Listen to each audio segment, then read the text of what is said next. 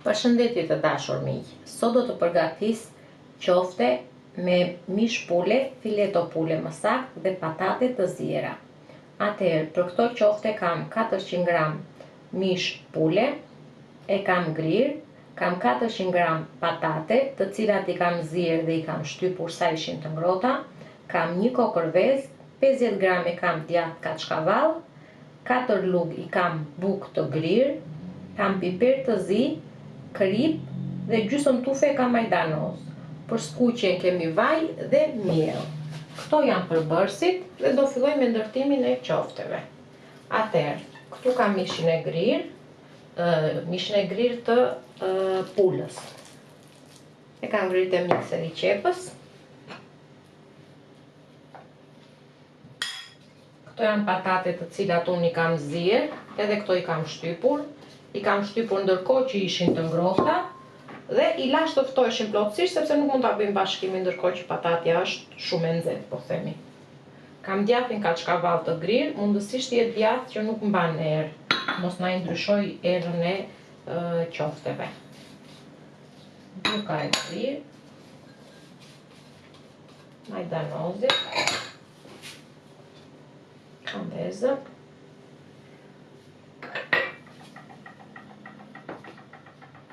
atëherë do shtoj kripën.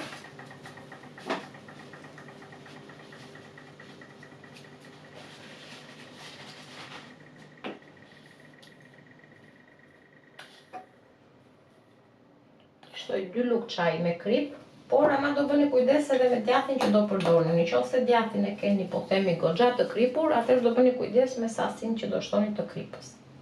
Nëse djathi kaçkavall është i kripur, shtoni 1 lugë çaj. Këto janë përbërësit e qofteve. Janë qofte që dalin super të shishme. Janë shumë të veçanta dhe shumë të shishme. Dhe nuk është se janë fare të vështira, do ta shikoni, nëse i përgatisni, ta shikoni që janë shumë të thjeshta. Do merrni një fileto pule, mund ta ngrini tek mikseri i qepës, priteni në copa të vogla, që mos të hasi vështirësi mikseri i qepës që ta vluaj, priteni në copa të vogla, edhe mund ta vluani tek mikseri i qepës. Ndërsa patatet i ziejmë dhe i shtypim sa janë të ngrohta, ashtu sikurse bëjmë puren. Kur bëjmë puren, duhet të shtypim patatet sa janë të ngrohta, sepse shtypen më mirë. Nëse keni pajisje që i bëni pure, po themi, mund t'i bluani edhe aty.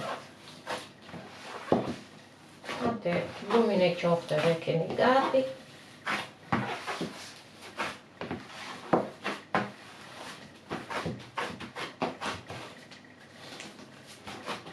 Ky është brumi i qofteve.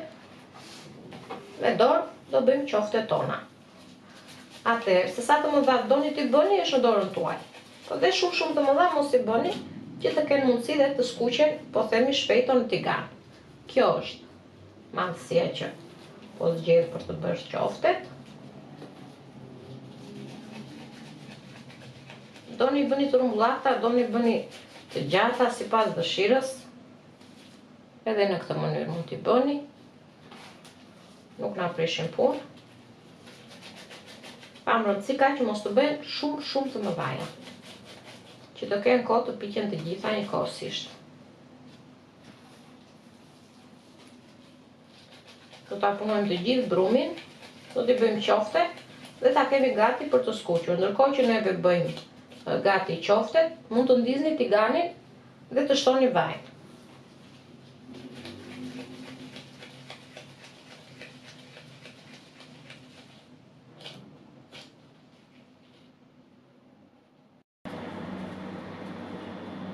Kam vendosur vajin në zjarr, qoftet i kam bën gati, i kalojmë në miell, por mundohemi që t'i shkundim, që mos na marrin dhe jashtëzakonisht shumë miell, të na prishi shijen e qoftes, dhe me kujdes i kalojmë në miell. Në këtë mënyrë i shkundim paksa, që mos na marri miell të tepër, dhe i shtojmë në vaj.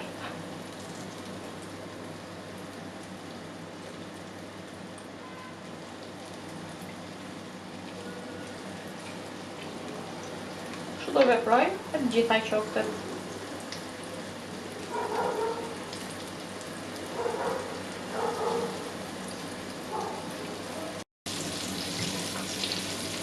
Qoftet I skuqim nga njëra anë dhe I kthejmë nga ana tjetër.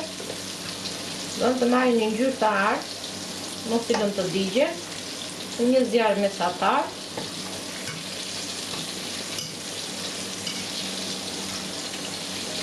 I kthejmë dhe nga ana tjetër.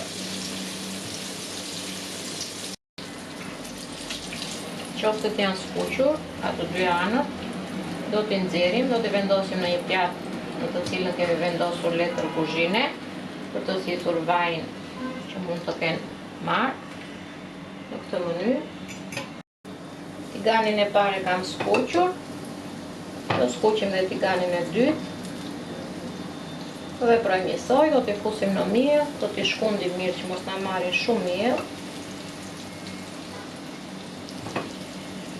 Formën e qofteve e zgjidhni vetë, nuk na prish koha.